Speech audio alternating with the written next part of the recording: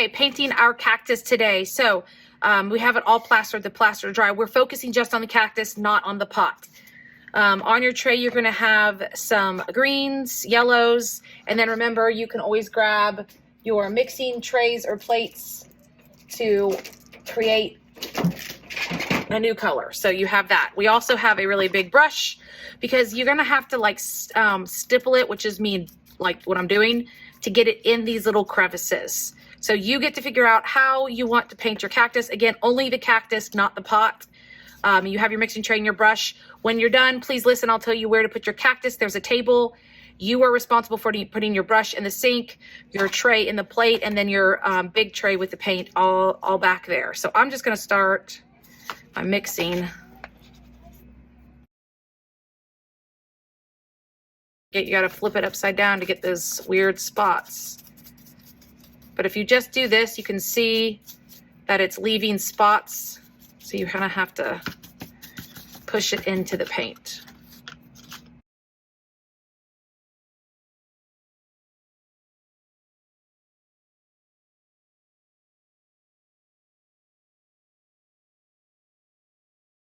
These paints are going to be thrown away after your class, so please understand you can, if your table mixes them up a little bit,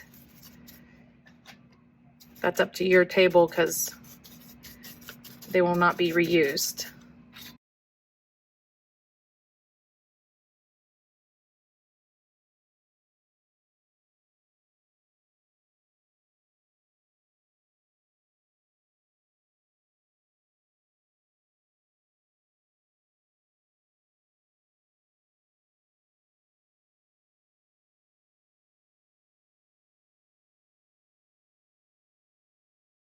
You can decide how far you want to go into the pot. If you want to just paint the whole inside pot of your, it's up to you. I'm gonna go a little bit, not all the way. And then you got to look at these little crevices that your cactus may have.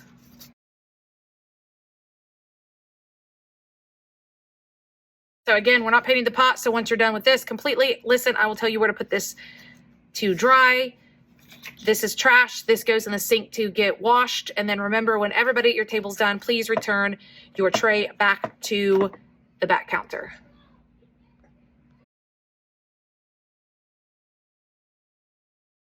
Okay, we're gonna be painting our pot today. So actually it's a little bit of a painting your pot to finish it and a review. So if you see, we have our primary colors, red, yellow, blue.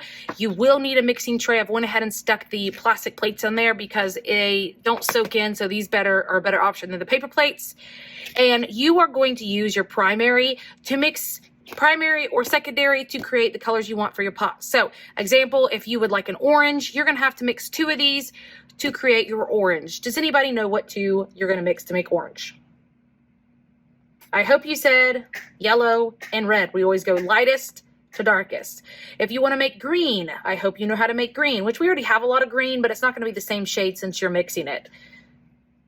Green, we use yellow and blue. Yellow and blue. And then last but not least, purple, red and blue, red and blue. So it's kind of a little activity just to remind you of your mixing skills so you know how to make it. So let's go. I think I'm gonna make purple. So I'd start with my red. I wanna get enough red on there to make enough purple. Okay, I could use my mat to clean my brush. Get a little blue. Blue is stronger, so I don't need as much, depending on the color purple I want. I want to try to not mix it all over my plate. Because again, if you're mixing it on the plate and moving it all around, you're painting the plate.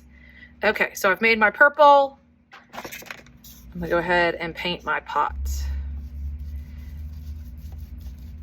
Now, I don't know if you noticed when you were painting your cactus that if you did this, you notice there's a lot of white spots. You kind of have to work it into those.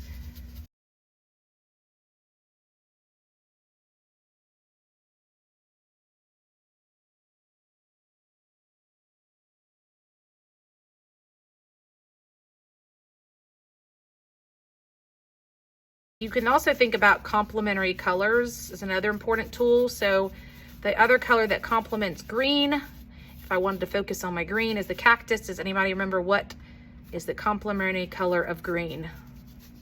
Here's your hint. Think Christmas colors.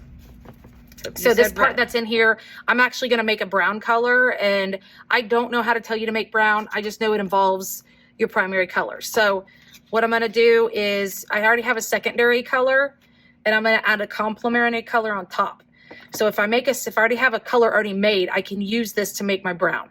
So purple is my secondary. The color that complements, like green and red, complements purple is yellow.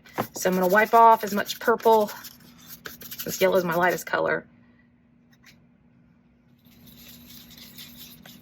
And you can see it makes a muddy color. Not a perfect brown, but muddy. Okay, let me use that. So if you made, let's see, if you made orange, you had orange here. The color that complements orange is, anybody know? Blue. So if you made orange and painted your pot orange and you wanted to make it brown, you would just add blue on top. Okay, this is, okay. So yes, I'm getting a little messy. I've got that. Depending if I can add any other color or design to my pot depends on if my purple is dry. It's getting dry pretty quickly. So I think I may be adding, I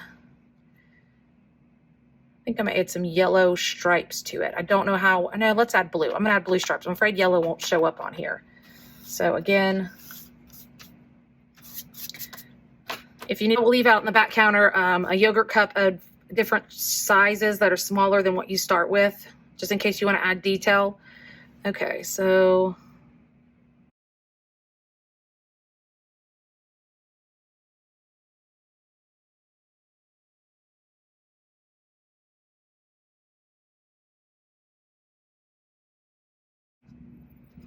there is my cactus pot completely painted.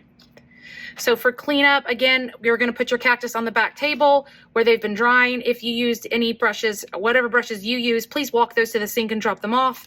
Your mixing plate is trash. Please throw that away. When your whole table is done painting, the tray needs to get back to the back counter and your paint mat needs to go back to the metal cart.